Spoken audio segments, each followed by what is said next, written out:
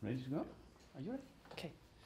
Yeah, first of all, congratulations, brilliant film. Thank you. And I must admit, it really kind of like triggered myself to get more interested in the opera.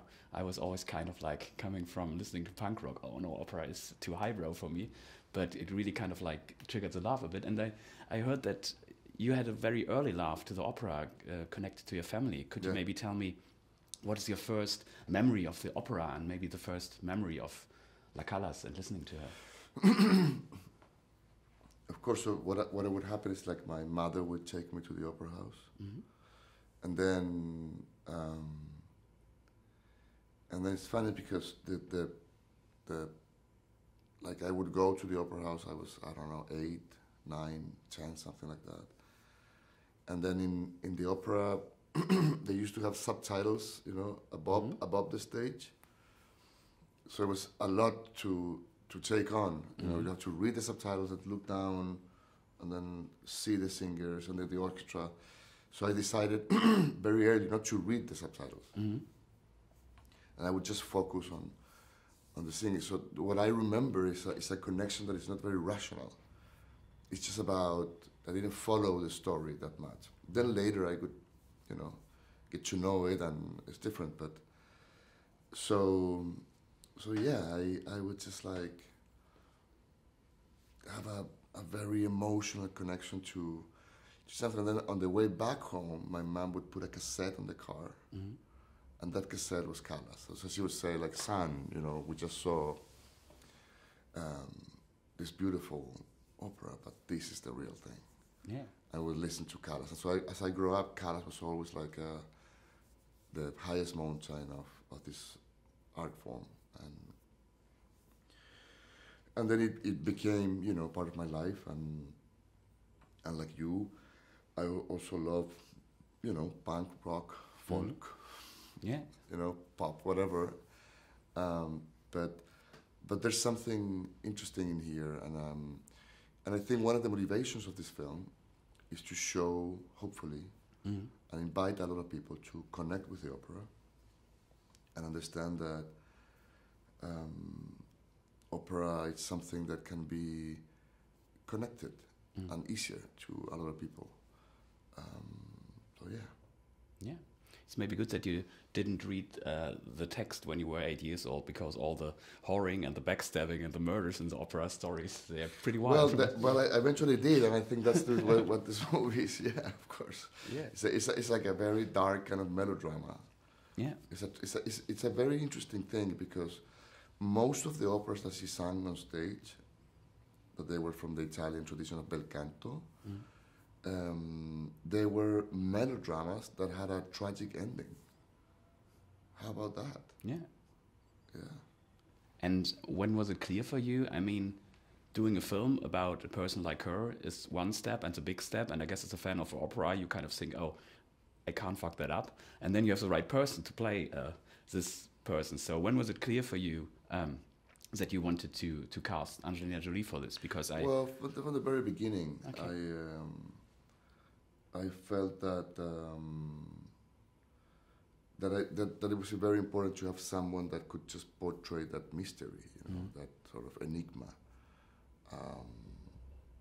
Yeah, I think Angelina had all the elements, and obviously the disciplines. It's to play Maria, you need someone that really takes very serious the singing aspects, and that require very extensive and difficult training process.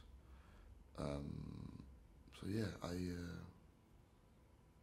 don't know. I think that it would be always, you know, probably to me the best version of the film, thanks to her.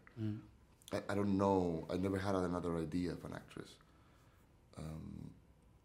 Also because when Angelina started training, she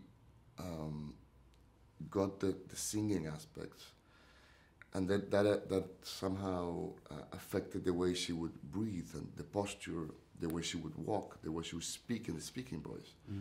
It was all somehow affected by the process of her training, you know, as a singer. And then during the production, during the shooting, I treated her and everyone else as a singer more than as an actress. And that was very interesting, so yeah.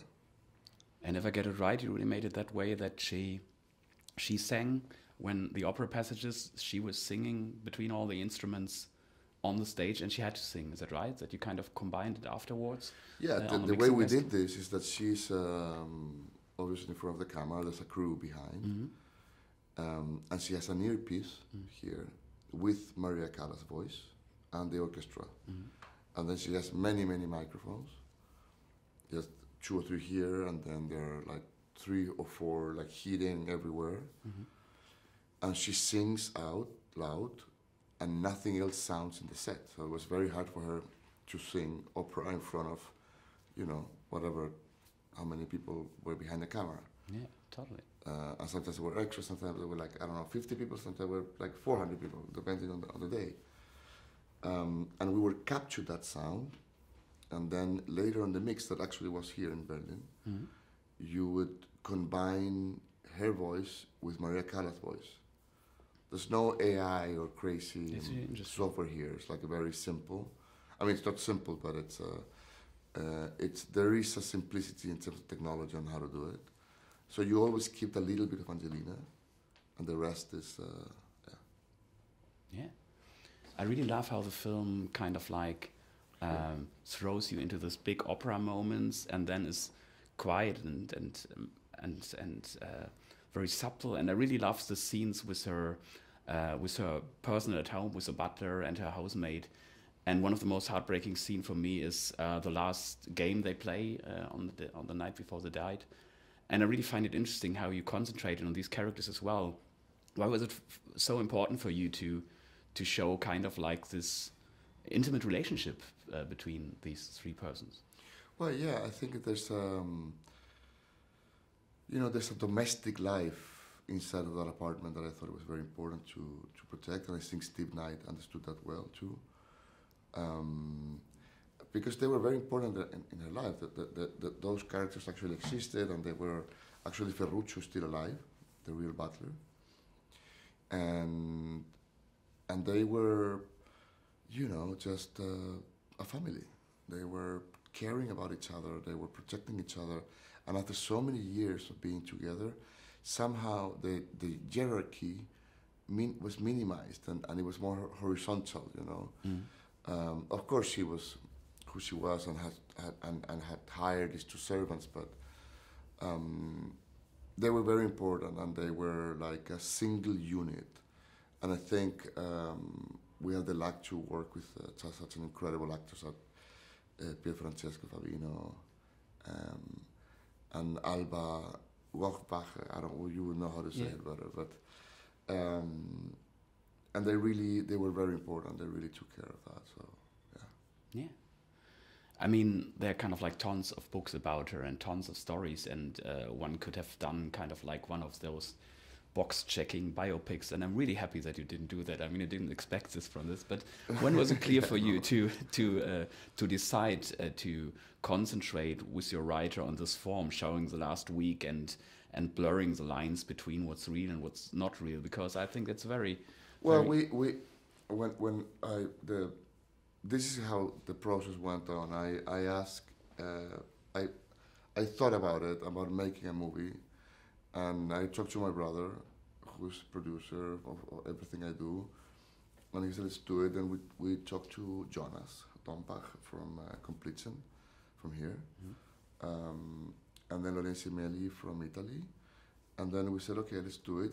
And before we had a script, I talked to Angelina, and then from Angelina I went to Steve Knight, who wrote the script, and I said, why don't we make a movie about this sort of dark zone that no one knows what happened, which is the last week of her life, inside of that apartment. And from there, we could just do a number of things. And that's how it went. That's how we did it. Yeah. I was widely Googling afterwards because of some scenes, kind of like the way she's looking back on her childhood and what happens there and stuff like that. So it really kind of like, really got, I think, a lot of people curious then. One last question, then maybe it's kind of like a lot of people will see this film kind of like connected with the trilogy of Jackie and Spencer and kind of like find connections. And I'm not sure if it's always kind of like something you like if that happens. But how do you look at these three films together? Because I find it very interesting that there are connections in this story as well, and could have happened that Jackie walked into the picture maybe. So how do you look on these connections of these three stories and Wonderful Lives? I never intended to do a trilogy. One movie happened after the other one. They are connected somehow because of the period. They're similar people.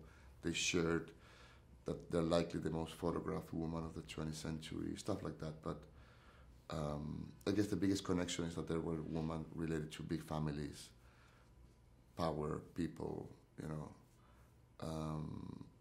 and even though they were always able to find their voice, be who they were, and remain strong, not mattering who they were next to, They're like beautiful, strong women that defined somehow the 20th century, and it's ambitious, but why not? Totally. And I really love how you put some people into places. Her talk with JFK is really kind of like brilliant dialogue. So, yeah, I think my time is up. Thanks a lot. Really good luck for the film start and everything. And have a great day.